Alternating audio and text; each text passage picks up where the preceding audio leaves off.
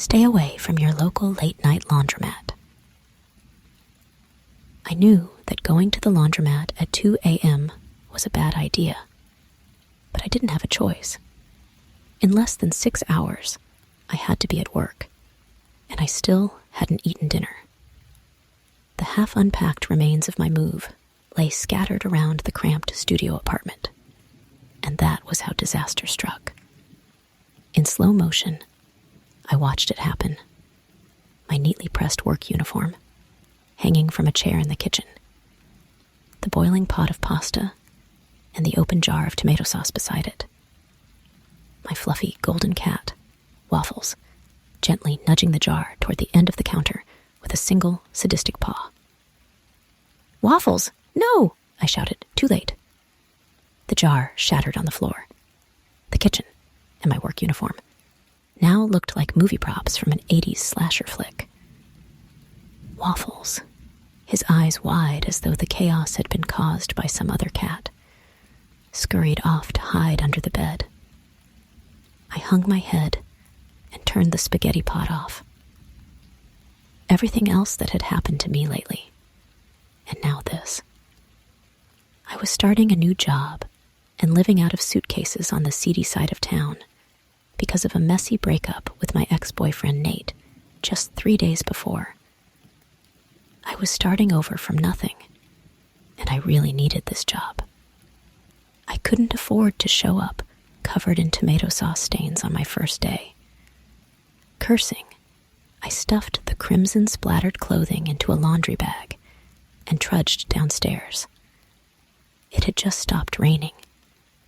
The late-night streets were completely deserted. I didn't know the neighborhood well at all, but I remembered seeing a 24-hour laundromat just 2 blocks up from my dingy apartment building. Sure enough, I could see the reflection of its neon sign on the rain-slicked streets ahead. I took a deep breath. Maybe things would be okay after all. Hitching the bag higher on my shoulder, I headed toward the laundromat's glow. The cool night air felt good on my skin. Change rattled cheerfully in my pocket. So why was I so nervous? It might have been the neighborhood, which had a reputation for danger, especially for women, and especially at night. My friends had practically staged an intervention when I'd told them where I was moving. But the truth was that I didn't have a choice.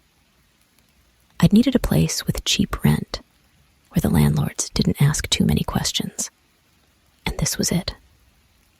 By coming here, I'd put half the city between me and my ex, and at the time, that was all I'd cared about. Was it just the sinister memories of news articles that I'd read about those seamy streets that had me so on edge? Or was it something more?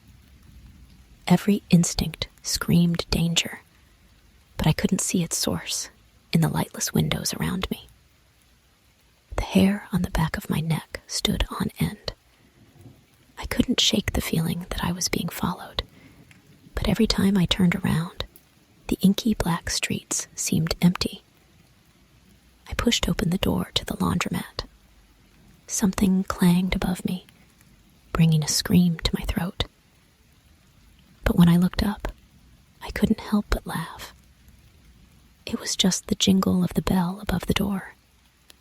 The laundromat was bright, modern, and surprisingly clean. Industrial-strength washers and dryers lined the walls. Beside the door was a row of plastic seats, an out-of-order vending machine, and a small table stacked high with outdated newspapers and magazines. I had just inserted my coins and started the wash cycle when the bell above the door sounded for a second time. My blood ran cold. Before I could turn around, a harsh, masculine voice spoke right behind me. "Looks like you murdered someone." "What?" I spun, wondering how the lanky figure had crossed the room so quickly. The awareness that he stood between me and the door made my heart beat a little faster. "Your clothes. The red stain His mouth twisted into a yellowed jack-o'-lantern grin as he repeated his ghastly joke. He was too close, way too close. My nose was practically touching his chest. He gave off a foul odor, like rot in dark places. Black dirt was caked beneath his fingernails. For some reason, that tiny observation was what terrified me most of all. What was this guy doing in a laundromat at 2:30 a.m., and why didn't he have any clothes to wash? "It's spaghetti sauce," I murmured finally, and tried to pass by him. "Whoa, not so fast." The man deftly blocked my path. "Are you seriously going to act like you don't remember me?" I took him in. Ripped jeans, paint-splattered black t-shirt, gangly arms covered with what looked like track marks, tangled, greasy black hair. I'd never seen him before in my life. The door of the laundromat felt hopelessly far away. "I think you have me confused with someone else." I tried to sidestep again, but he was just too quick. "Seriously?" he repeated, sounding almost disappointed. "The name Samuel doesn't ring any bells, huh? Doesn't... Look, I don't know you, and you're standing in my way." I hated how scared and shrill my own voice sounded. "I'm leaving now, so I'm afraid I can't let you do that." Only then did I notice the knife glinting in Samuel's hand. My eyes darted to the black windows, the empty streets outside. There was no one to save me, no one to call to for help. I shut my eyes tight. If only I hadn't left that jar of pasta on the edge of the counter. If only I'd hung my work uniform up somewhere else. Everything could have been different. My bad decisions marched through my mind, one after another, like a grim parade. Running away from my ex without a solid plan. Moving to a dangerous neighborhood out of desperation. Not just trying to wash out the damn stain at home. I blinked. Samuel hadn't stabbed me, grabbed me, or hurt me yet. "I suppose you're wondering what I'm doing here," my hostage-taker mused. The only thing I was wondering was how to either get his knife or get away from him. But I kept my mouth shut and let him talk. I'd read somewhere that it was a bad move to interrupt a psychopath's monologue, and that certainly seemed to be the case here. "But I could ask you the same thing, couldn't I?" Samuel rambled on. "Why are you in a laundromat at 2:30 a.m.? And I don't just mean the tomato sauce stains.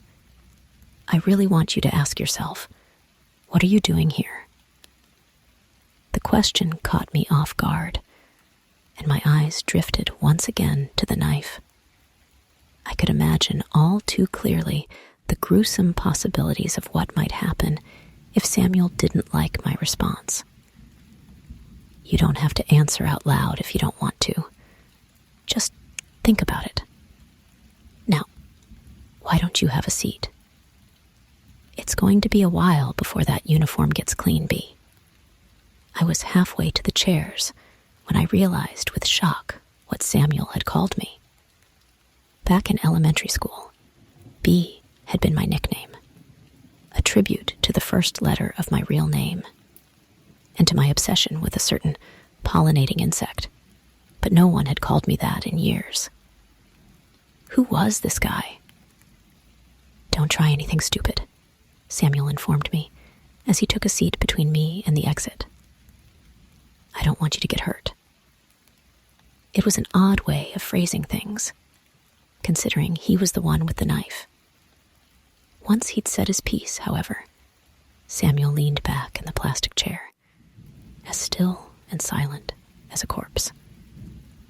With nothing better to do while my laundry spun and Samuel stared blankly into space, I ruminated on my kidnapper's question. What was I doing here, really?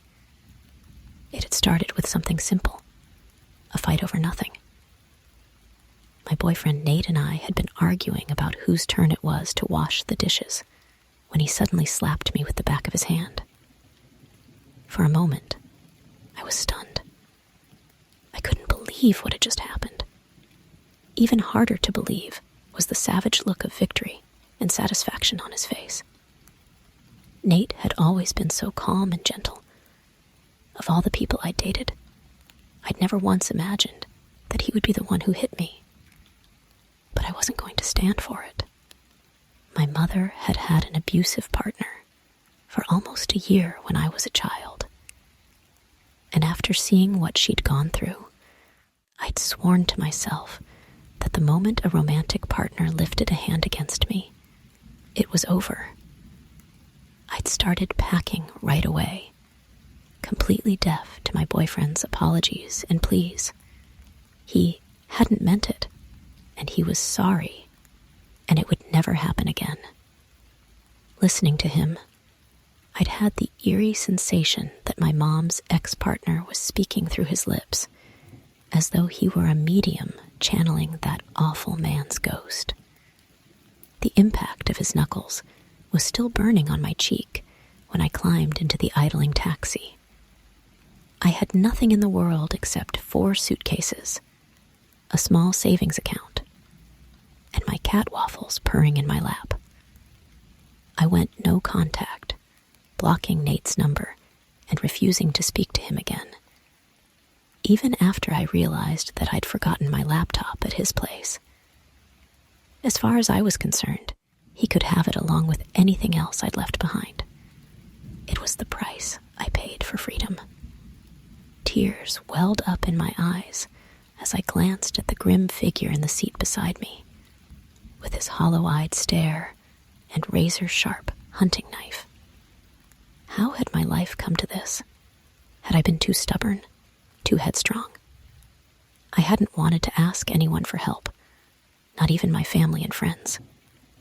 I'd been too embarrassed by how badly I'd misjudged Nate. If I was honest with myself, that was the true answer to my captor's question. My own reckless choices were what had led me to a 24-hour laundromat on a savage side of town in the early hours of the morning. I hung my head. Far across the tile floor, the washing machine beeped, and Samuel's filthy fingers squeezed my shoulder. I winced. His grip was cold and hard. "Your laundry's done, B." As I carried my damp uniform to the dryer, I wondered what time it was. 3:30? 4?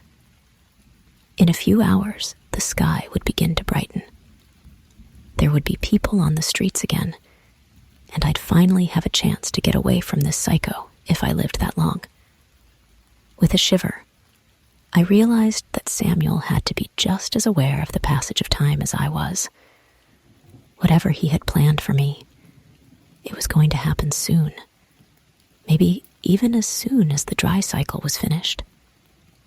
Yet Samuel just stared dead ahead, the knife resting readily on the thigh of his jeans, that same crooked half-smile on his gaunt face. He was as still as a cobra waiting to strike. Not even his expression had changed. We watched my clothing spin in silence. When the machine finally beeped, the shock of it made me jump in my chair. This was it. Trying not to look at my captor or his weapon, I loaded my still warm uniform into my laundry bag and headed for the door. If I didn't say anything, if I acted like all this was normal, maybe he'd let me go. As if in a dream, I felt the door handle in my hand and heard the jingle of the bell overhead as I pushed it. Samuel still hadn't moved. "Take care of yourself, B," was all he said as I walked out the door. I couldn't believe it. I wanted to kiss the filthy, uneven sidewalk beneath my feet. The nightmare was over. I was almost to my apartment when I heard sprinting footsteps charging toward me. Of course, it had been too good to be true. I knew that I should run, but I froze instead, eyes shut tight, waiting for the inevitable blow. It never came. Instead, I heard a faint gasp and the dull thud of something heavy hitting the pavement. When I finally dared to turn around, I saw Nate lying in a puddle of blood. A garrote wire was tangled in his hands. His face was twisted into an expression of mindless hate. Of Samuel, there wasn't a trace, apart from the hunting knife buried up to the hilt in Nate's chest. It took me days to recover, and days more to piece together what had happened. Although I'd changed my passwords after leaving Nate, I hadn't considered that my phone tracking app was still open on the laptop I'd left behind. It could be used to find my phone, to find me. That part of the night, at least, made sense. But who was Samuel? Where had he come from? How had he seemed to know me so well? Against my better judgment, I returned to the laundromat at 2:30 a.m. the next night. I couldn't have said why. Maybe I wanted to thank Samuel. Or maybe I just needed to confirm for myself that he'd even been real. The police had cleared me of any involvement in Nate's death, but so many unanswered questions still swirled around me. I wanted closure. I wanted to know what had really happened that night. I hardly dared to breathe as I peered in the window of the 24-hour laundromat, only to find it empty. I wasn't sure if I was relieved or disappointed. Retracing my steps, I searched for any clue about who Samuel had been, I found what I was looking for on the table of magazines in the laundromat. Flipping through a month-old newspaper, I found a small article caught my attention. Another local youth claimed by drugs, read the title, followed by 2 photos. One showed a cleaner, smiling Samuel, and the other sent a flood of memories coursing through me. Sammy! The gap-toothed boy with the bowl cut who'd been my partner in crime back in 3rd grade. I hadn't thought of him in years, and I would never have imagined seeing him again in a place like this, under such bizarre circumstances. Sammy was Samuel. Addiction had clearly taken its toll on the boy I once knew, but the 2 photos were clearly the same person. According to the article, he died of a heroin overdose just a few blocks away from my new apartment. His body had been found over a month ago. But in that case, who or what had stabbed Nate? I didn't have an explanation then. I still don't. But every time I hear the bell of my local laundromat ring, I turn around, hoping to see a familiar face.